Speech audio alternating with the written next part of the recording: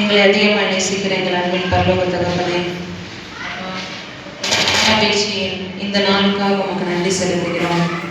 இந்த புதிய நாளை காண செய்த தயவுக்காக நன்றி. புதிய வருடத்தை காண செய்த தயவுக்காக உமக்கு நன்றி.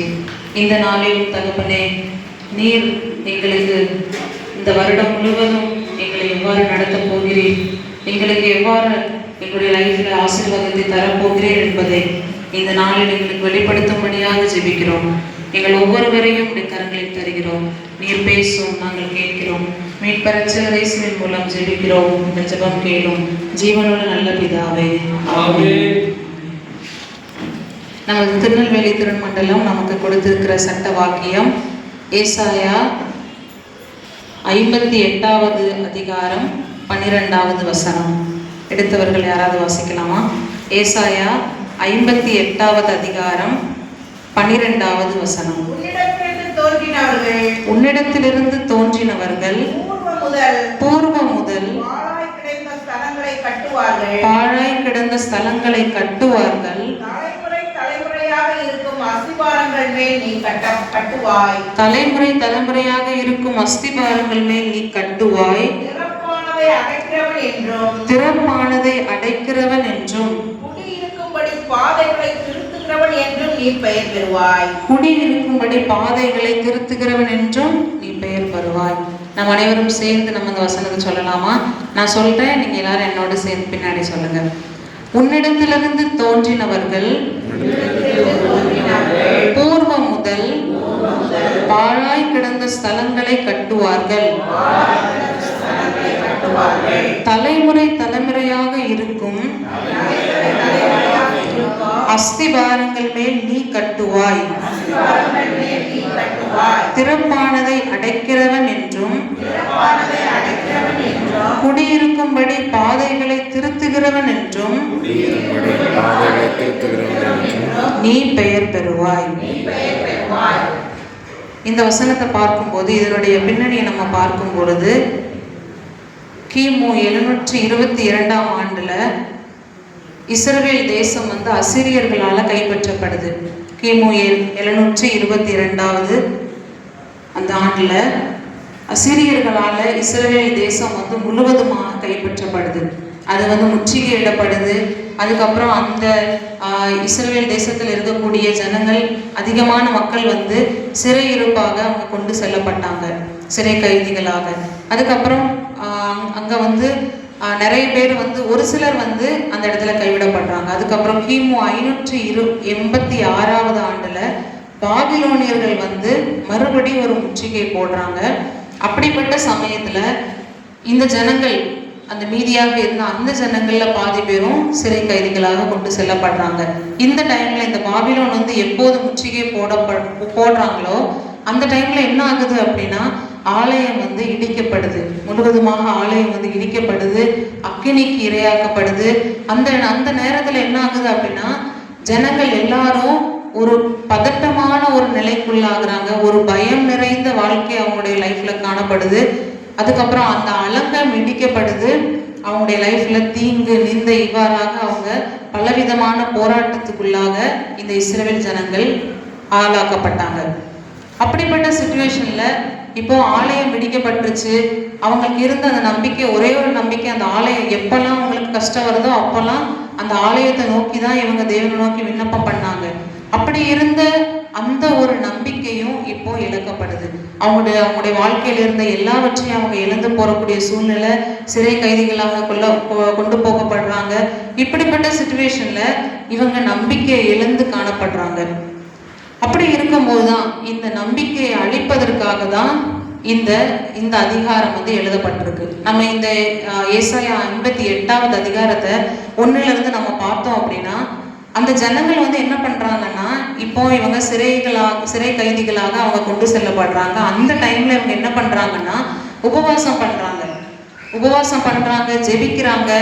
ஆனா இவங்களுடைய உபவாசத்தை ஆண்டவர் அங்கீகரிக்கவே இல்லை. இவங்க உபவாசிக்காங்க. இந்த இடத்துல நம்ம பார்க்கும்போது, நாங்க உபவாசிக்கிறோம், ஆனாலும் நீங்க இங்க நோக்காம இருக்கீங்க, நாங்க எங்க ஜெபம் பண்றோம், நாங்க இதெல்லாம் செய்யறோம், ஆனாலும் நீங்க என்ன செய்யல, எங்களுடைய ஜெபத்தை நீங்க கேட்கல, எங்களுக்கு நீங்க பதில் கொடுக்கலன்னு சொல்லிட்டு இந்த ஜனங்கள் தேவனை நோக்கி முறையிட்டு இருக்காங்க.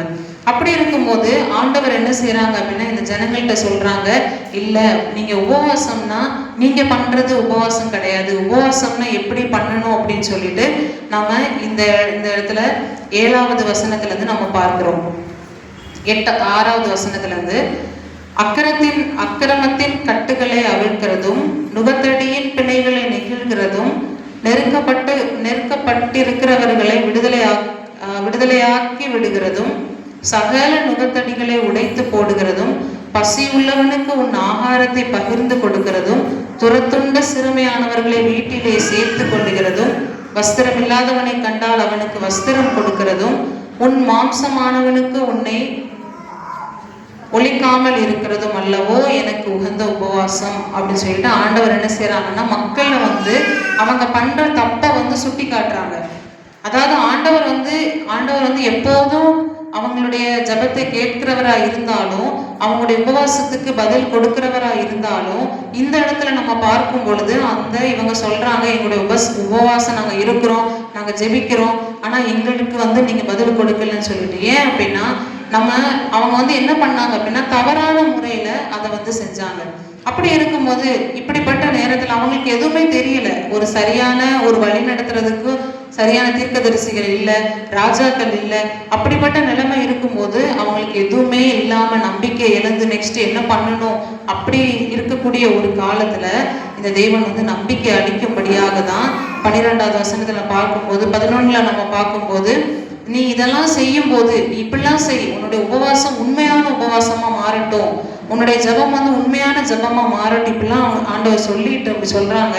நீ இதை செஞ்ச அப்படின்னா இந்த மாதிரிலாம் நான் என்னெல்லாம் சொல்லணும், என்னுடைய அந்த கற்பனைகளோடு நீ கரெக்டா செஞ்ச அப்படின்னா கர்த்தர் நித்தமும் உன்னை நடத்தி மகா வறட்சியான காலங்களில் உன் ஆத்துமாவை திருப்தியாக்கி உன் எலும்புகளை நினமுள்ளதாக்குவார். நீ நீர்ப்பாய்ச்சலான தோட்டத்தை போலவும் வற்றாத நீரூற்றை போலவும் இருப்பாய் அப்படின்னு சொல்லிட்டு சொல்றாங்க. அது மாத்திரமல்ல, அது சொல்லிட்டு அதுக்கப்புறம் சொல்றாங்க, நீ கொடுக்க கொடுக்க நீ இப்போ குறையாம இருக்கும். உன்னுடைய வாழ்க்கையில எப்போ நீ இந்த மாதிரிலாம் செய்ய ஆரம்பிக்கியோ, எனக்கு பிரியமான காரியத்தை நீ கரெக்டா ஃபாலோ பண்ண ஆரம்பிக்கிறியோ, அப்போ உன்னுடைய ஆத்மா திருப்தி ஆகும், உன்னுடைய எலும்புகள் நினமுள்ளதாகும். அதுக்கப்புறம் நீ நீர்ப்பாய்ச்சலான தோட்டத்தை போல இருப்பாய், வற்றாத நீரூற்றை போல இருப்பான்னு சொல்லி சொல்றாங்க.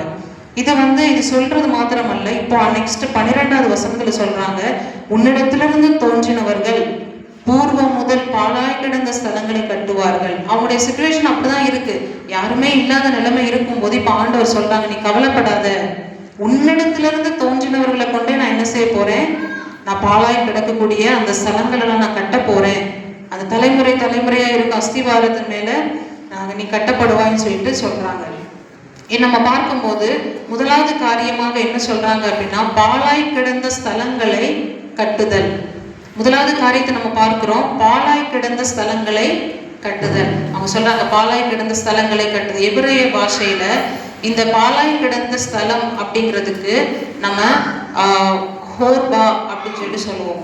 எபிரேய மொழியில இந்த வேதாகமம் எழுதப்பட்ட அந்த மொழி, அந்த எபிரேய பாஷையில நம்ம பார்க்கும்போது இந்த வார்த்தை நம்ம டிரான்ஸ்லேஷன்ல தான் பாழாய் கிடந்த ஸ்தலம் நம்ம பார்க்கிறோம். எபிரேய மொழி மூல மொழியில என்ன எழுதப்பட்டிருக்குன்னா ஹோர்பா அப்படின்னு சொல்லுவாங்க. அதற்கு மீனிங் என்ன அப்படின்னா, உண்மையான அர்த்தம் என்ன அப்படின்னா, பாழடைந்த, அதாவது நாசமாக்கப்பட்ட இடம், அதுக்கப்புறம் வெறுமையான ஒரு நிலம், அது அழிவின் உச்சி, அந்த அழிவினுடைய உச்சியை அது குறிக்குது. ஃபுல்லா அழிக்க அது இனிமே யூஸ் பண்ண முடியாது, அப்படிப்பட்ட ஒரு நிலமா இப்போ அந்த தேசம் மாறி இருக்கு அப்படிங்கிற வார்த்தை தான் ஹோர்பா அப்படின்ட்டு நம்ம அதுல அவங்க எழுதியிருக்காங்க. அப்படின்னா இந்த தேசத்தை பார்க்கும்போது முழுமையாக வெறுமையாக்கப்பட்ட, நாசமாக்கப்பட்ட, அதாவது அந்த அழிவினுடைய உச்ச கட்டத்துக்கு அப்படிப்பட்ட தேசத்தை என்ன செய்வாங்கன்னு சொல்றாங்க, அந்த பாழாய் கிடந்த அப்படிப்பட்ட அந்த ஸ்தலங்களை நீ என்ன செய்ய போற, கட்ட போற. உன்னிடத்திலிருந்து தோன்றினவர்கள் கட்ட போறாங்க, நம்ம கட்டுவோம். அதுக்கப்புறம் என்ன சொல்றாங்க அப்படின்னா, இவை அனைத்தும் நம்ம கட்டு வைப்பேன். ஆண்டவர் என்ன சொல்றாங்க, இது எல்லாத்தையும் நான் கட்டு வைப்பேன் அப்படின்னு சொல்றதோடு மட்டும் அல்லாம நீங்க இதை என்ன செய்வீங்க, கட்டுவீர்கள் அப்படின்னு சொல்லிட்டு திருச்சபையாகி நம்மை என்ன செய்யறாங்க, ஆண்டவர் இந்த நாள்ல அழைக்கிறாங்க. இரண்டாவது காரியத்தை பார்க்கும் பொழுது, தலைமுறையாக இருக்கும் அஸ்திபாரத்தின் மேல் நீ அது அஸ்திபாரம் வந்து அஸ்திபாரத்தின் மேல் கட்டப்படும். இரண்டாவது காரியமாக தலைமுறை தலைமுறையாக இருக்கும் அஸ்திபாரத்தின் மேல் கட்டப்படும். அஸ்திபாரம் அப்படின்னு நம்ம பார்க்கும்போது அது வந்து அந்த கட்டடத்தினுடைய அடித்தளம், அதாவது பேஸ்மெண்ட்டை குறிக்கும். இப்போ இந்த இடம் இருக்கு அப்படின்னா இந்த இடம் இவ்வளோ ஸ்ட்ராங்கா நிற்கிறதுக்கு காரணம் என்ன? இந்த பேஸ்மெண்ட், அஸ்திபாரம்.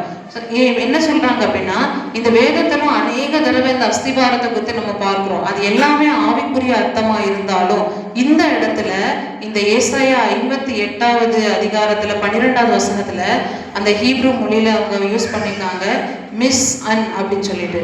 மிஷ் அன் அப்படின்னா எபிரேய மொழியில அவங்க சொல்லியிருக்காங்க சமுதாயத்துல பழையதாக போன பாழாக்கப்பட்ட இடங்களை மீட்டெடுத்தல் அப்படின்னு அர்த்தம். அப்போ இந்த இடத்துல இது வந்து இது எழுதப்பட்ட நேரத்துல ஆண்டவர் வந்து தீர்க்கதரிசி மூலமா இதை உரைக்கிறாங்க. தீர்க்கதரிசி வந்து இந்த வார்த்தை யூஸ் பண்றாங்க மிஷ் அன் அப்படின்னு சொல்லிட்டு. அப்படின்னா பழையதான பாழாக்கப்பட்ட பாழ்ந்த அந்த இடங்களை நீ என்ன செய்ய போற? மீட்டெடுக்க போற. அதாவது தலைமுறை தலைமுறையாக இருக்கும் அஸ்திபாரத்தின் மேல நீ என்ன செய்ய போற? நீ கட்ட போற. அது எல்லாமே அஸ்திபாரம் போடப்பட்டிருந்துச்சு, ஆனா என்ன ஆயிடுச்சு?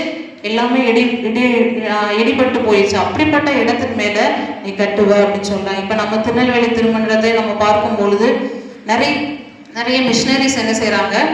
வராங்க. அவங்கெல்லாம் வந்து நிறைய அஸ்திபாரத்தை என்ன செஞ்சாங்க? இந்த இடத்துல போட்டாங்க. நிறைய ஹாஸ்பிட்டல் எழுப்புனாங்க, நிறைய ஸ்கூல்ஸ் எல்லாம் எழுப்புனாங்க.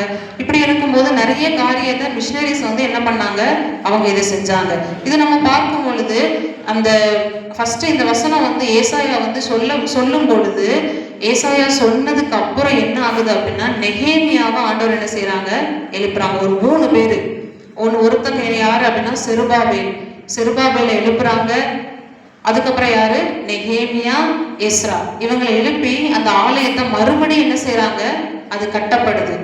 கோரேஸ் மன்னன் அதுக்காகவே அந்த பாபிலோன்ல இருந்த அந்த எதிரி நாட்டுல இருந்த அந்த ராஜாவையே என்ன செய்யறாங்க?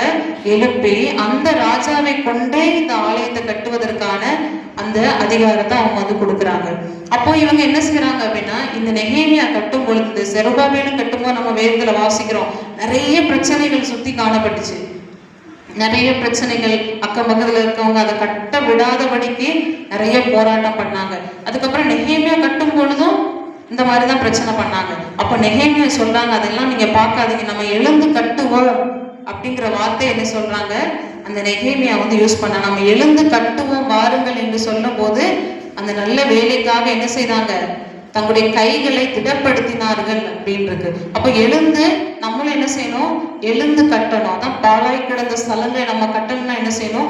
எழுந்து கட்டணும். அதுக்கப்புறம் என்ன ஆகுது அப்படின்னா, ஏசாயா 61வது அதிகாரத்துல இப்போ என்ன ஆகுது? நெகேமியா வந்து கட்டினாங்க. இப்போ செருபாபேல், நெகேமியா, எஸ்ரா இவங்க மூலமா ஆலயம் மறுபடி கட்டப்பட்டுருச்சு.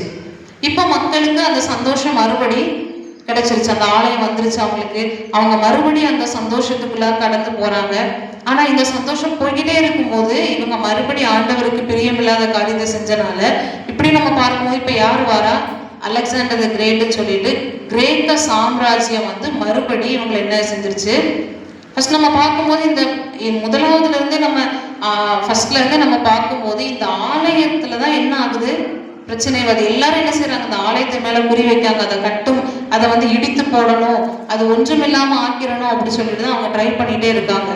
அப்போ இதை கட்டும்படியாக மறுபடியும் ஆண்டவர் வந்து அவங்களை எழுப்பி விட்டுட்டே இருக்காங்க. இதை நீ கட்டு, இதை நீங்க செய்வீங்க, உங்க சந்ததியில இருந்து இதை செய்வீங்கன்னு சொல்லிட்டு ஆண்டவர் வந்து மறுபடியும் அவங்களுக்கு சொல்லிட்டே இருக்காங்க. இப்ப கிரேக்க சாம்ராஜ்யம் வந்துச்சு. மறுபடியும் என்ன ஆயிடுச்சு? அந்த ஆலயத்துக்குள்ள எபிபானேஸ் சொல்றவங்க என்ன பண்ணிட்டாங்க? பன்றியை வந்து காணிக்கையா பலிபீடத்துல பன்றிகளை வந்து பலியிட ஆரம்பிச்சிட்டாங்க. இப்படி இருக்கும்போது மறுபடி ஒரு பெரிய பிரச்சனை வந்து அந்த இடத்துல காணப்படுது. ஆலயத்தை குறித்து மறுபடியும் எல்லாரும் என்ன செய்ய ஆரம்பிச்சிட்டாங்க? நம்பிக்கை இழந்து போயிட்டாங்க. இப்போ கிரேக்க சாம்ராஜ்யத்துல இவங்க வந்து கிரேக்க சாம்ராஜ்யத்துக்கு கீழே என்ன செஞ்சுட்டாங்க? இஸ்ரவேல் ஜனங்கள் அவங்க அடிமைகளாக ஆக்கப்பட்டாங்க. அப்படி இருக்கும்போது நம்பிக்கை இழந்து காணப்படக்கூடிய இந்த நேரத்துலதான் இந்த வசனம் என்ன செஞ்சப்பட்டுச்சு? எழுதப்பட்டது. அப்படி இருக்கும்போது மறுபடியும் இந்த வார்த்தையை அவங்களுக்கு வந்து மறுபடியும் நம்ம ஞாபகப்படுத்தும் போது அவங்க என்ன செய்யறாங்க அப்படின்னா, நம்ம பார்க்கும்போது இந்த வசனம் மறுபடி ஒரு இடத்துல நிறைவேறுது. நம்ம பார்க்கலாம் ஏசாயா 61வது அதிகாரம்.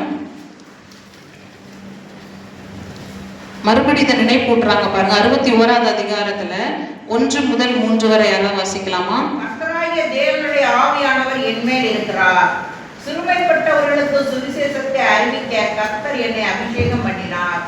இருதயம் நொறுங்குண்டவர்களுக்கு காயம் கட்டுதலையும், சிறுமைப்பட்டவர்களுக்கு விடுதலையையும், கட்டுண்டவர்களுக்கு கட்டவிழ்தலையும் கூறவும், கர்த்தருடைய அனுகிரக வருஷத்தையும் நம்முடைய தேவன் நீதியை சரிக்கட்டும் நாளையும் கூறவும், துயரப்பட்ட அனைவருக்கும் ஆறுதல் செய்யவும், சீயோனிலே துயரப்பட்டவர்களை சீர்படுத்தவும், அவர்களுக்கு சாம்பலுக்கு பதிலாக சிங்காரத்தையும், துயரத்திற்கு பதிலாக ஆனந்த தைலத்தையும், ஒடுங்கின ஆவிக்கு பதிலாக துதியின் உடையையும் கொடுக்கவும் அவர் என்னை அனுப்பினார். அவர்கள் கர்த்தர் தம்முடைய மகிமை சென்று நாட்டின நீதியின் விருட்சங்கள் எனப்படுவார்கள். 4வது வசனத்தை நாம் வாசிக்கலாம். அவர்கள் நெடுங்காலம் பாழாய் கிடந்தவைகளை கட்டி, பூர்வத்தில் நிர்மூலமானவைகளை எடுப்பித்து, தலைமுறை தலைமுறையாய் இடித்து கிடந்த பாழான பட்டணங்களை புதிதாய் கட்டுவார்கள். இப்போ இந்த 4வது வசனத்தை பார்க்கும் பொழுது அந்த 52வது அதிகாரத்துல உள்ள அந்த 12வது வசனத்தை போலவே இதுவும் இருக்கு. இப்போ இந்த இடத்துல 58வது அதிகாரத்துல 12வது வசனத்தை நம்ம இந்த சட்ட வாக்கியத்துல கொடுக்கப்பட்ட அந்த வசனத்தின்படியே இதுவும் என்ன செய்து இதுல 61:4 நம்ம பார்க்கும்போது, அவர்கள் நெடுங்காலம் பாழாய் கிடந்தவர்களை கட்டி, பூர்வத்தில் நிர்மூலமானவைகளை எடுப்பித்து, தலைமுறை தலைமுறையாக இடிந்து கிடக்கிற பாழான பட்டணங்களை புதிதாய் கட்டுவார்கள் அப்படின்னு நம்ம பார்க்கிறோம். இது யாரு மூலமா நிறைவேறுது? இது நம்ம முன்னாடி நம்ம பார்த்தோம். இதை இயேசு கிறிஸ்துவனுடைய காலத்துல இது என்ன செய்யப்படுது? நிறைவேறுது. இயேசு கிறிஸ்து சொல்றாங்க, அவங்க எடுத்த உடனே அந்த தேவாலயத்துக்கு போனது இந்த வசனத்தை எடுத்து அவங்க வாசிக்கிறாங்க. அவங்க அப்பதான் சொல்றாங்க, இருதயம் நொறுங்குண்டவர்களுக்கு, அதாவது சிறுமைப்பட்டவர்களுக்கு சுவிசேஷத்தை அறிவிக்க கர்த்தர் என்னை அபிஷேகம் பண்ணினார். இருதயம் நொறுங்குண்டவர்களை காயம் கட்டுதலையும் பாருங்க. இயேசு கிறிஸ்து வரக்கூடிய காலத்துல அவங்க இருதயத்துல நொறுக்கப்பட்டு காணப்பட்டாங்க. அப்ப இயேசு கிறிஸ்து அவங்க இருதயத்தில் நொறுங்குண்டவர்களை காயம் கட்டுதலையும், சிறைப்பட்டவர்களுக்கு விடுதலை கிடைக்குது, கட்டுண்டவர்களை கட்டவிழிப்பதற்காக இயேசு கிறிஸ்து அந்த நேரத்தில் என்ன செய்தாங்க? வராங்க. அப்போ இயேசு கிறிஸ்துக்கு அப்புறம் நிறைய சீஷர்கள், இந்த சீஷர்கள்லாம் வராங்க. அதுக்கப்புறம் தான் நம்ம மிஷினரிஸ் எல்லாம் நம்ம பார்க்கிறோம். அவங்கெல்லாம் என்ன செய்யறாங்க அப்படின்னா, இயேசு மூலமா அவங்களுடைய சீஷர்கள் அந்த அஸ்திபாரத்தின் மேல மறுபடி கட்டி எழுப்பிட்டே இருந்தாங்க. அதுக்கப்புறம் மிஷினரிகள் அந்த காரியத்தை செஞ்சாங்க. இந்த நாட்கள்ல திருச்சபையாகி நம்மளுக்கு என்ன செஞ்சிருக்காங்க? தேவன் மறுபடி இந்த அழைப்பை என்ன செய்யறாங்க? நம்ம ஒவ்வொருவருக்கும் கொடுக்காங்க. ஏன் அப்படின்னா, அந்த காலத்துல ஒவ்வொரு டைம்லயும் நம்ம பார்க்கும்போது பழைய பாட்டுல அந்த ஆலயம் இடிக்கப்படும் போது உடனே ஏசாயா தீர்க்கதரிசி எழுப்பி மக்களை எழுப்பி விடுறாங்க. இப்படி நம்ம பார்க்கும்போது அதுக்கப்புறம் செருபாபேல் எழும்புறாங்க, நெகேமியா எழும்புறாங்க, எஸ்ரா எழும்புறாங்க. அதுக்கப்புறம் இயேசு கிறிஸ்து வராங்க. அந்த ஆலயத்தை மறுபடி கட்டும்படியாக, அந்த அஸ்திபாரத்தின் மேல மறுபடி அதை எழுப்பும்படியாக, கட்டி எழுப்பும்படியாக தேவன் விரும்புகிறார். இந்த நாளிலே நமக்கு அது சொன்னது காரணம் என்ன அப்படின்னா, பாழாய் கிடந்த ஸ்தலங்களை நம்மளும் கட்டணும். தலைமுறையாக இருக்கும் அஸ்திபாரத்தின் மேல நம்ம என்ன செய்யணும்? கட்டப்படணும். 3வது காரியமாக, பிளவுகள் சரி செய்து வழிகளை சீர்படுத்துதல். நம்ம அந்த வசனத்தில் நம்ம பார்க்கும் பொழுது 58:12 நம்ம கீழே பார்க்கும்போது, தலைமுறையாக இருக்கும் அஸ்திபாரத்தின் மேல் நீ கட்டுவாய். 3வது காரியமாக, திறப்பானதை அடைக்கிறவன் என்றும் குடியிருக்கும்படி பாதைகளை திருத்துகிறவன் என்றும் நீ பெயர் பெறுவாய். இதை நம்ம பார்க்கும்போது இது ரிப்பேர் பண்றாங்க. அது பழுதடைஞ்சு போயிடுச்சு. இப்ப என்ன செய்யறாங்க? அது ரிப்பேர் பண்ண. நான் ஒரு சிறு கதையை சொல்றேன். ஒரு ஆலயம் என்ன செஞ்சப்பட்டுருச்சு அப்படின்னா, ஃபுல்லாவே இடிபாடுகளோடு காணப்படுது. அப்படி இருக்கும்போது அந்த ஜனங்கள், அங்க இருந்த மக்கள் எல்லாரும் என்ன செஞ்சுட்டாங்க? ஆலயத்தை பார்க்குறாங்க. ஐயோ, நம்முடைய ஆலயம் இடிபட்டு போயிடுச்சு, இதை யாரு சரிப்படுத்துவா? நம்முடைய ஆலயம் இந்த இடத்துல இனிமே நம்ம இதை என்ன செய்ய முடியாது, நம்ம இந்த ஆலயத்துக்கு நம்ம போக முடியாது. இந்த ஆலயத்துல நிறைய இப்போ என்ன செஞ்சிருச்சு? இடிபாடுகள் வந்துருச்சு. இப்போ இந்த ஆலயத்துக்குள்ள நம்ம ஆண்டவரை ஆராதிக்க முடியாதுன்னு சொல்லிட்டு மக்கள்லாம் என்ன செய்யறாங்கன்னா, அவங்களாலே முடியல. அவங்க என்ன செய்யறாங்க? யாரு நமக்காக வருவா, யாரு வந்து இந்த ஆலயத்தை கட்டுறதுக்காக வருவா அப்படின்னு சொல்லிட்டு இருக்கும்போது என்ன ஆகுது அப்படின்னா, ஒரு சின்ன பிள்ளை, ஒரு வாலிப வயசுல இருக்கக்கூடிய அந்த அந்த மகள் வந்து அவங்க என்ன செய்யறாங்க அப்படின்னா, அவங்க ஒரு முதலாவது அந்த ஆலயத்தை கட்டுவதற்கு ஃபர்ஸ்ட் ஸ்டெப் எடுக்கிறாங்க. அவங்க என்ன செய்யறாங்கன்னா, நான் இந்த ஆலயத்தை ஏதாவது என்னால முடிஞ்ச அளவுக்கு நான் கட்டுவேன்னு சொல்லிட்டு அந்த கல்லை அவங்க எல்லாரும் முன்னாடி தூக்குறாங்க. இதை பார்க்கும்போது எல்லாருக்கும் ஒரு நம்பிக்கை வருது, ஆமா நம்ம ஏன் செய்யக்கூடாதுன்னு சொல்லிட்டு எல்லாரும் என்ன செய்யறாங்க, இப்ப கை கோர்த்து அவங்க என்ன செய்யறாங்க, நம்ம இந்த ஆலயத்தை நிச்சயமா கட்டுவோம் அப்படின்னு சொல்றாங்க. அப்ப இந்த இடத்துல பார்க்கும்போது அதுக்கு வந்து ஒரு ஆள் என்ன செய்யணும், நிச்சயமா தேவை. இப்ப நெகேமியா இருந்தாங்க, நெகேமியா சொல்றாங்க எழுந்து கட்டுவோம் அப்படிங்கிற ஒரு வார்த்தையை சொல்லும் போது என்ன ஆயிடுச்சு, அவங்களுக்கு பயம் இருக்கு, வழிநடத்துக்கு யாருமே இல்லை இருந்தாலும் இந்த ஜனங்களுக்கு அந்த அந்த எதிரிகளை பார்க்கும்போது பயம் சூழ்நிப்பட்ட காணப்பட்ட அந்த நேரத்துல எழுந்து கட்டுவோம் அப்படிங்கிற ஒரு வார்த்தையை கேட்ட பொழுது அவங்க மிகுந்த உற்சாகத்துல என்ன செய்யறாங்க, அந்த நல்ல வேலைக்காக தங்களுடைய கைகளை என்ன செஞ்சுட்டாங்க, திடப்படுத்தினாங்க. இதுல நம்ம பார்க்கும்போது பிளவுகளை சரி செய்து வழிகளை சீர்திருத்தணும் அப்படின்னு சொல்லி பார்க்கும்போது இந்த பிளவுகளை சரி செய்யறவங்க, அதாவது இப்படி பிளந்து இருக்கக்கூடியதை சரி செய்யறவங்களை நம்ம என்ன சொல்லுவோம் அப்படின்னா, ஹீப்ரூல என்ன சொல்லுவோம் அப்படின்னா கோதேர் பெட்ரேஸ் அப்படின்னு சொல்லி சொல்லுவோம். கோதேர் பெட்ரேஸ் அப்படின்னு சொல்லி சொல்லுவாங்க. அதாவது பிளவுகளை சரி செய்யறவங்க, அவங்கள வந்து அப்படி கூப்பிடுவாங்க.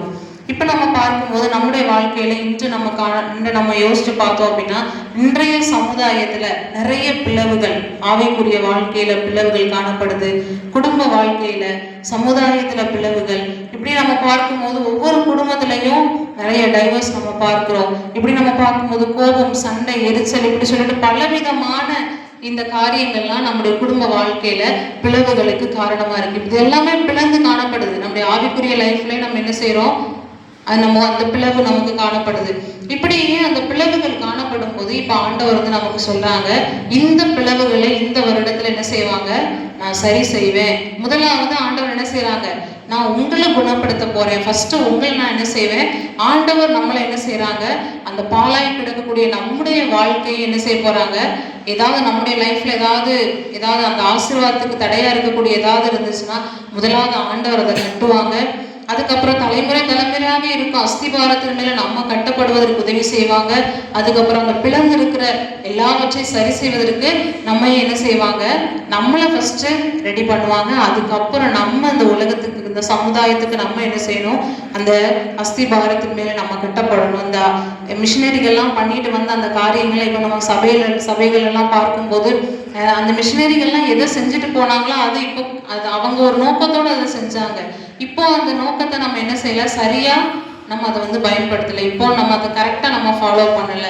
இந்த வருஷத்துல ஆண்டவர் அதற்கான அழைப்பு கொடுக்குறாங்க. மறுபடி அதை நம்ம நினைவு கூர்ந்து நம்ம என்ன செய்யணும் அப்படின்னா, இந்த காரியத்தை, இந்த நல்ல வேலைக்காக நம்முடைய கைகளை நம்ம திடப்படுத்தணும். ஒன்று நம்ம போய் செய்யணும் தான், நம்ம போய் செய்யணும், நம்ம போய் உதவி பண்ணணும், நம்ம போய் ஆலயத்தை கட்டணும் அப்படின்னு இல்லை. நம்ம வீட்டில் இருந்து நம்மளால முடிஞ்சா நம்ம பண்ணலாம், நம்மளால முடியலையா நம்ம என்ன செய்யணும், இந்த உள்ளத்துல நம்ம பாரப்பட்டு ஆண்டவரே இந்த காரியத்தை செய்வதற்கு என்ன செய்ய, எனக்கு எப்படியாவது பலன் தாருங்க, யாரையாவது அனுப்புங்க, ஏதாவது நீங்க செய்யுங்கன்னு சொல்லிட்டு அந்த காரியத்துக்காக நம்ம என்ன செய்யணும், நம்ம ஜெபம் பண்ணணும். இப்படி நம்ம இந்த காரியங்கள்லாம் நம்ம செய்யும் பொழுது ஆண்டவர் என்ன சொல்றாங்க அப்படின்னா, நமக்காக ஆசீர்வாதத்தை இந்த வருஷத்துல எப்படிப்பட்ட ஆசீர்வாதத்தை கொடுக்க போறாங்க அப்படின்னா, நம்ம வாசிக்கலாம். ஏசாயா 58வது அதிகாரத்துல 14வது வசனம். அப்பொழுது கர்த்தரில் மனமகிழ்ச்சியாய் இருப்பாய். அப்பொழுது கர்த்தரில் மனமகிழ்ச்சியாய் இருப்பாய். பூமியின் உயர்ந்த இடங்களில் உன்னை ஏறி இருக்கும்படி பண்ணி. பூமியின் உயர்ந்த இடங்களில் உன்னை ஏறி இருக்கும்படி பண்ணி. தகப்பனாகிய யாக்கோபுடைய சுதந்திரத்தால் உன்னை போஷிப்பேன். உன் தகப்பனாகிய யாக்கோபுடைய சுதந்திரத்தால் உன்னை போஷிப்பேன். கர்த்தருடைய வாய் இதை சொல்லிற்று. கர்த்தருடைய வாய் இதை சொல்லிட்டு இந்த வருஷத்துல ஆண்டவர் என்ன சொல்றாங்க அப்படின்னா, நம்ம என்ன செய்யணும் அப்படிங்கிறதே ஆண்டவர் இந்த வருஷத்துல நமக்கு கற்றுக் கொடுக்குறாங்க.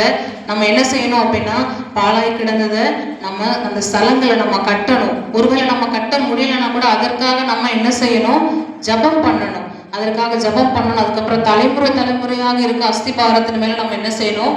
கட்டப்படணும். அடுத்து நம்ம மூன்றாவது காரியத்தை பார்க்கும்போது பிளவுகளை சரி செய்து நம்ம வழிகளை வந்து என்ன பண்ணணும்? சீர்படுத்தணும். இதை நம்ம பண்ணும் பொழுது ஃபர்ஸ்ட் நமக்கு என்ன ஆசீர்வாதம் கிடைக்குது? கர்த்தர் இடத்துல நம்ம என்ன செய்வோம்? மன மகிழ்ச்சியா இருப்போம். இந்த வருடத்துல இதெல்லாம் நம்ம அந்த காரியத்தை செய்யும் போது ஆலயத்தை குறித்ததான ஒரு பாரம் அப்படி நம்ம இருக்கும்போது கர்த்தரிடத்துல நம்ம என்ன செய்வோம்? மனமகிழ்ச்சியா இருப்போம். அதான் தாவீது சொல்றாங்க, கர்த்தருடைய ஆலயத்துக்கு வாருங்கள் என்று சொன்ன பொழுது நான் மனமகிழ்ச்சியா இருந்தேன் அப்படின்னு சொல்றாங்க. அப்ப அந்த ஆலயத்தை குறித்து நம்ம பார்க்கும்போது இந்த ஆலயத்தை குறித்ததான அந்த விஷயம் நம்ம வந்து அதுல நம்ம முக்கியத்துவம் கொடுக்கும் பொழுது கர்த்தர் என்ன செய்யறாங்க? இந்த காரியத்துல நம்ம கர்த்தரிடத்துல நம்ம என்ன செய்வோமா? மனமகிழ்ச்சியா இருப்போமா? அது மட்டும் இல்ல, இரண்டாவது காரியமாக பூமியின் உயர்ந்த இடங்கள்ல நம்ம என்ன செய்வோம்? நம்ம ஏறும்படி செய்வார். பூமியின உயர்ந்த இடங்கள்ல நம்ம ஏறும்படி செய்வார். அது மட்டும் இல்லாம மூன்றாவது காரியமாக உன் தகப்பனாகிய யாக்கோபுடைய சுதந்திரத்தால் உன்னை போஷிப்பார் சொல்லி நம்ம பார்க்கிறோம். அதனால இந்த ஆசீர்வாதத்தை நம்ம பெற்றுக்கொண்டு மாத்திரமல்ல நம்முடைய குடும்பங்களும் நம்முடைய வாழ்விலும் நம்முடைய சபைகளிலும் சமுதாயத்திலும் இந்த வருடத்துல நம்ம இந்த ஆசீர்வாதத்தை பெற்று அனுபவிக்க முதலாவது நாம சீரடைவோம், அதுக்கப்புறம் நாம சீர்படுத்துவோம், அதுக்கப்புறம் இந்த ஆசீர்வாதமாகிய இந்த சீரை நாம் பெற்றுக்கொள்வோம். இந்த வருடத்துல நம்ம ஒவ்வொருவரையும் ஆண்டவர் எதற்காக அழைக்கிறாங்கன்னா கட்டடத்தை கட்டக்கூடிய சிற்பிகளாக நம்ம என்ன செய்ய போறோம்? இந்த வருடத்துல நம்முடைய குடும்பத்துக்கா இருக்கட்டும், நம்முடைய சமுதாயத்துக்கா இருக்கட்டும், நம்ம என்ன செய்யணும்? இந்த கட்டடத்தை கட்டக்கூடிய அந்த நல்ல வேலையை நம்ம செய்யும்படியாக எந்தெந்த இடத்துலலாம் பாழாய் போயிருக்கோ, எந்தெந்த இடத்துலலாம் அஸ்திபாரத்தின் மேல கட்டப்படாம இருக்கோம், இப்ப இந்த இடத்துல அந்த இடங்கள்லாம் நம்ம என்ன செய்ய போறோம்? கட்டும்படியாக முதலாவது நம்முடைய வாழ்க்கையை தேவன் கட்டுவேன் அப்படிங்கறத சொல்றாங்க. அது மாத்திரம் இல்லாம நாமளும் என்ன செய்ய போறோம்? கட்டடத்தை கட்டக்கூடிய சிற்பிகளாக நம்ம என்ன செய்ய போறோம்? இந்த இடத்தை விட்டு நம்ம கடந்து போக போறோம். அப்படி நம்ம செய்யும் போது இந்த ஆசீர்வாதங்களை எல்லாம் நம்ம என்ன செய்ய போறோம்? இந்த வருஷத்துல நம்ம சுதந்திரிக்க போகிறோம். நம்ம கட்டடம் கட்டிடும் சிற்பிகளாம் நாம் அனைவரும் நாம் ஒவ்வொருவரையும் நம்முடைய உள்ளத்தின் ஆழத்திலிருந்து நம்ம அர்ப்பணிப்போம். நம்ம சொல்லலாம், நாம் கட்டடம் கட்டக்கூடிய சிற்பிகள் நாம் கட்டிடுவோம் கிறிஸ்தேசுவுக்காய். பாடலாமா?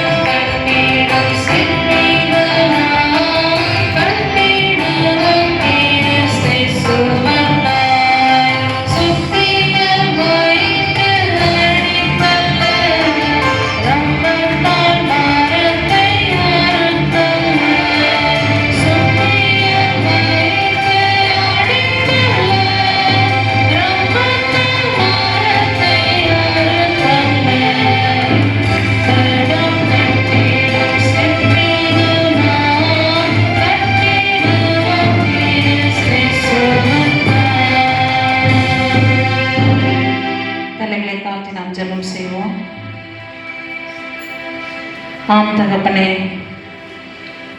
இந்த புதிய வருடத்திலே நீர் எங்களுக்கு தந்த நல்ல வாக்கு தத்தத்திற்காக உமக்கு நன்றி செலுத்துகிறோம் அப்பா. பாழாய் கிடந்த ஸ்தலங்களை கட்டும்படியாக, பாழாய் கிடந்த தகப்பனே எந்தெந்த இடத்துலலாம் எங்களுடைய வாழ்க்கையில, எங்களுடைய குடும்பத்திலையும், எங்களுடைய சமுதாயத்திலையும் தகப்பனே எந்தெந்த இடங்கள்லாம் பாழாக்கப்பட்டிருக்கிறோம் தகப்பனே, அந்த இடத்தின் மேல அதை நாங்கள் கட்டும்படியாக தகப்பனே எங்களையும், எங்களிடத்திலிருந்து தோன்றினவர்கள் தகப்பனே, எங்களிடத்திலிருந்து உண்மை பற்றி அறிந்து கொண்டவர்கள், அதுக்கப்புறம் தகப்பனே எங்களுடைய பிள்ளைகள் தகப்பனே அப்பா சோதரம் அப்பா சந்ததிகள் ஒவ்வொருவரும் மூலமாகவும் தகப்பனே நீர் கட்டி எழுப்புவேன் என்று நீங்க சொல்லியிருக்கீங்களே தகப்பனே. அந்த பாலாய் கடந்த ஸ்தலங்களை நான் கட்டுவேன்னு சொல்லியிருக்கீங்க தகப்பனே. எபேசியர் 2வது அதிகாரத்துல 21 நாங்க வாசிக்கும் பொழுது, அவர் மேல் மாளிகை முழுவதும் இசைவாய் இணைக்கப்பட்டு கர்த்தருக்குள் பரிசுத்த ஆலயமாக எழும்புகிறதுன்னு சொல்லி நாங்க பார்க்கிறோமே தகப்பனே. அவர் மேல் நீங்களும் ஆவியினாலே தேவனுடைய வாசஸ்தலமாக கோட்டி கட்டப்பட்டு வருகிறீர்கள் என்று சொல்லி எபேசியர் நாங்க வாசிக்கிறோமே தகப்பனே. மத்தேயு 7வது அதிகாரத்துல நாங்க வாசிக்கிறதின்படி தகப்பனே நல்ல கண்மலை மேல கட்டப்பட்ட தகப்பனே அந்த கட்டிடமாக நாங்க காணப்படுவதற்கு உதவி செய்யுங்க தகப்பனே.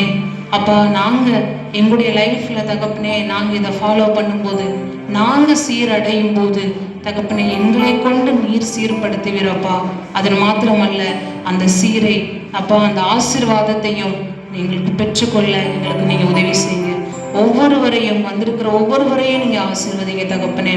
அப்பா முதலாவது சீர் பெறும்படியாகவும் சீரடையும்படியாகவும் தகப்பனே இந்த வருஷத்துல தகப்பனே ஸ்தோத்திரம் அப்பா சீர் திருத்தக்கூடியவர்களாகவும் தகப்பனே அந்த சீர் அப்பா ஸ்தோத்திரம் அப்பா சீரை பெற்றுக்கொள்ளுகிறவர்களாக, அந்த ஆசீர்வாதத்தை பெற்றுக்கொள்ளுகிறவர்களாக, கர்த்தரிடத்துல எப்போதும் மனமகிழ்ச்சியா இருக்கக்கூடியவர்களாக தகப்பனே உயர்ந்த ஸ்தலத்திலே ஏறக்கூடியவர்களாக, அந்த யாக்கோபனுடைய சுதந்திரத்தால தகப்பனே ஸ்தோத்திரம் அப்பா அப்படிப்பட்ட ஒரு ஆசீர்வாதத்தை தகப்பனே எங்கள் ஒவ்வொருவருக்கும் நீ தந்து அப்பா இந்த வருடத்திலே ஆசீர்வதிக்கும்படியாக கெஞ்சி மன்றாடுகிறோம். இந்த ஆசீர்வாதத்தை பெற்று நாங்கள் தகப்பனே அடுத்த வருடத்துல வரும்பொழுது நாங்கள் அநேக சாட்சிகளை எங்களுடைய வாழ்க்கையில நாங்கள் கண்டு அநேகருக்கு நாங்கள் பகிர்ந்து கொள்ள எங்களுக்கு உதவி செய்தருளுங்க.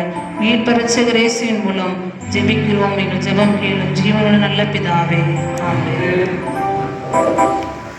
அன்பான இந்த முதல் தேதியிலும் வார்த்தை சிறப்பாக கொடுத்த என்னை ஜனசியம் கூட நான் வாழ்த்தினேன். கத்தருடைய ஆசிரியப்பாங்க இந்த புதிய ஆண்டிலும் அந்த கல்வியை கத்திர ஆசிரியப்பார் என்று சொல்லி அன்போடு வாழ்த்துகிறேன். நம்ம யாரும் எழுந்து நின்று